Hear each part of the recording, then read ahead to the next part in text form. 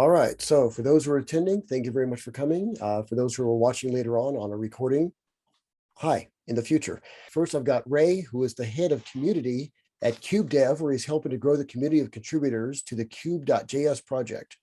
Prior to cube.dev, Ray managed an open source communities at GitLab and the Linux Foundation. Ray's been a speaker at open source conferences such as All Things Open, Community Leadership Summit, FOSDEM, GitLab Commit, and Open Sour. Thanks, John, for the kind intro. So yeah, again, my name is Ray. I head a community at cube.dev and excited to be at OSA talking about how we can work together to broaden community engagement. John was kind enough to read my bios.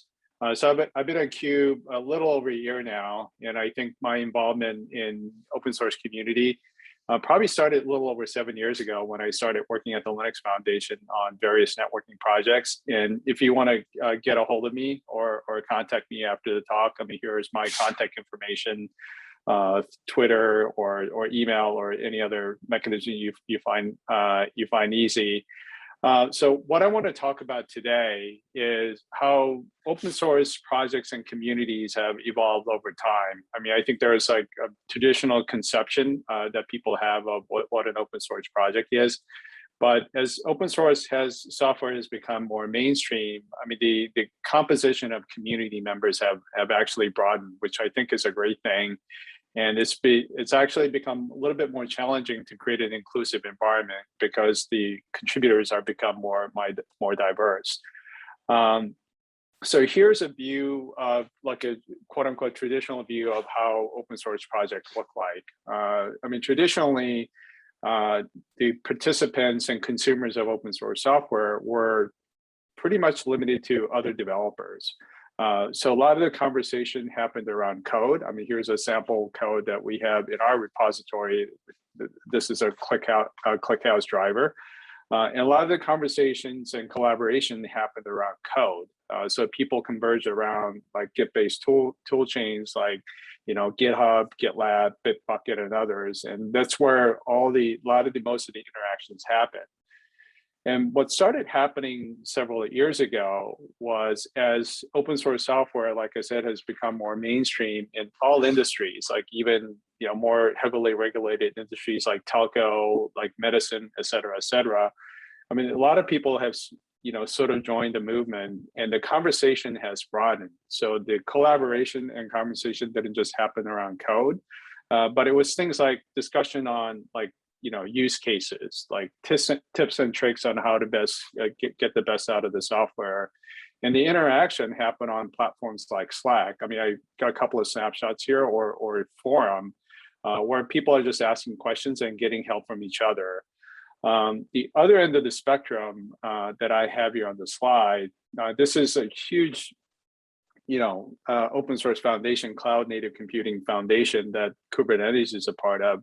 Some large open source projects have like vertically, organized like user groups, and they have like a very formal structures and even governance, so that user group and users can provide a voice. And we're definitely seeing this in analytics. Like you're not only dealing with like developers in our communities, but you're talking to people like analysts, data engineers who are not necessarily interested in code, but they're interested in things like simple things like, how do I, tie, link this tool with my backend database? How do I quickly, create a new dashboard for my management? So the contribution and discussion has broadened and has gone beyond code. Obviously the composition of communities are changing. So how do we provide the tools and resources so we make collaboration easier, and then it makes it easier for non-developers to participate? And the first tool, like I mentioned, Slack or other chat-based platforms such as like Discord, Matrix.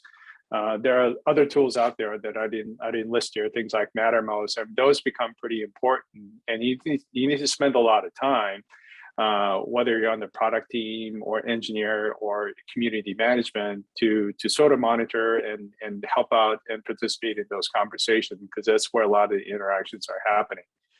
The other key thing for open source communities, and traditionally this is where open source wasn't doing a great job of, like, if you look past like 5 to 10 years, a lot of open source projects in the old days just simply lack good documentation. But that's just not, I don't think you can get away with that today, because I mean, the conversation that you heard like 10 years ago was that, hey, how do I know like what's going on with this feature? And they would usually point to like a code base. Hey, look at this code and read a code and figure out what's going on.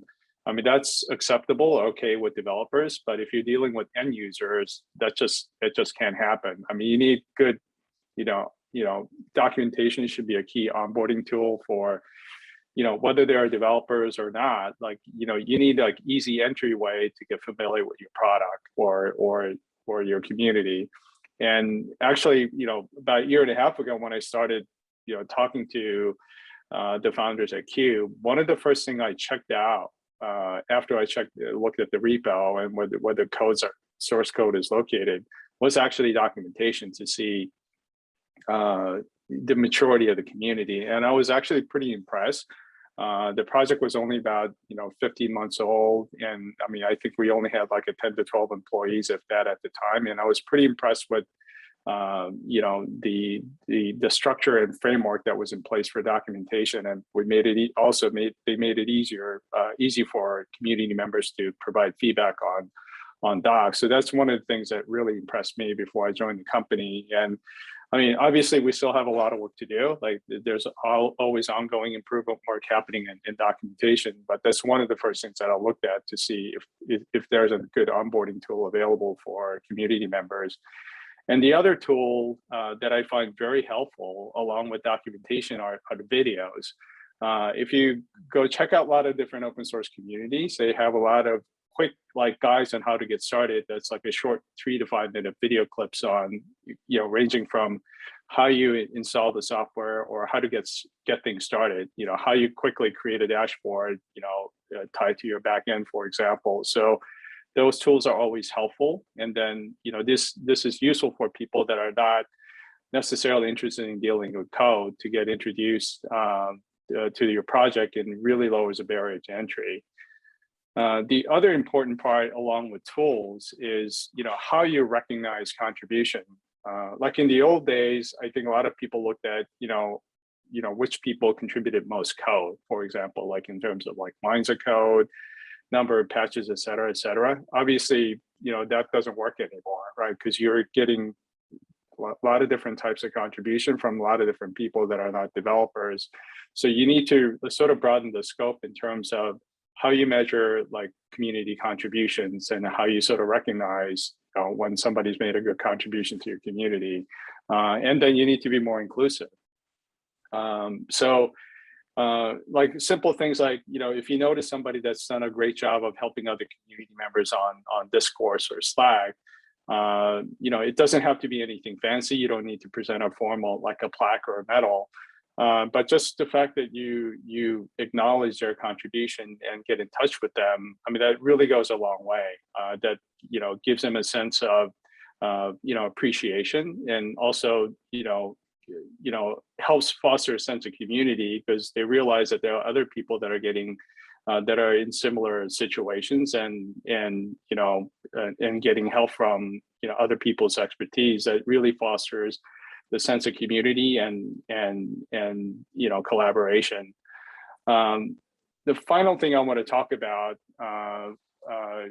has to do with the workflow. I mean, having a great tool set, having a lot of good onboarding resources for new people to get started in the community is important. But also what's important, and I think we learned a lot of this over the last 20 months because of the pandemic, because we're all forced to sort of work remotely. But I think the other important thing in addition to working remotely is to be supported of an asynchronous workflow. A lot of communities or companies, unfortunately, in many often cases, there tends to be sort of a center of gravity in terms of specific time zone. And it might be because a lot of the community members are, for example, based in the Pacific time zone in the US, or the company's headquartered there. But I shouldn't expect, just because I'm online and working mostly between 8 a.m. to 5 p.m. Pacific time, I shouldn't have the expectation that other community members will be up in during the window. I mean, we obviously have contributors and community members in APAC and even in Europe. Like by the time I'm getting started, they're sort of like ending their day. So I shouldn't be doing things like, hey, when I first get online and post a request saying, hey, I'm trying to change the UI on this widget. Like, can you evaluate these two options and get back to me by 5 p.m.? I mean, that's not very helpful for community members that are in other time zones. That easy way to make them feel excluded. And then even sets the expectation that maybe they should be online for a few additional hours after 6 p.m. their time in Europe, because I'll be active and I'll be making leading discussions during my work hours. I mean, that really isn't very inclusive and helpful. So I think it's important to have good planning and good documentation so that people can contribute in their own time, whatever time zone they're in that works for them. So they don't feel obligated to be up at certain hours or monitoring things online.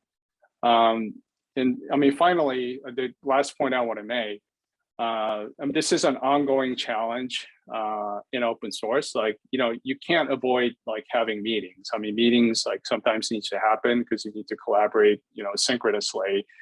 But when you need to be mindful about like, do I really need a meeting to, make a decision with my community members? But if you do have a meeting, one of the great ways of, creating, fairness among different time zones and community members is that, simple thing is to record a meeting. I mean, one of the things that we do at Cube is we have a monthly community call on second Wednesday of each month, and it just happens to start at 9 a.m. Pacific time because, obviously that works well for me.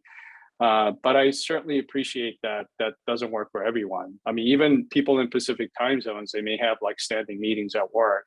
But those meetings are all recorded. So even if people weren't able to participate in the meeting, they can sort of get caught up on the information on like product feature updates, product demos, or planning discussion we may have about the roadmap. So they can get caught up on the information that's posted on YouTube.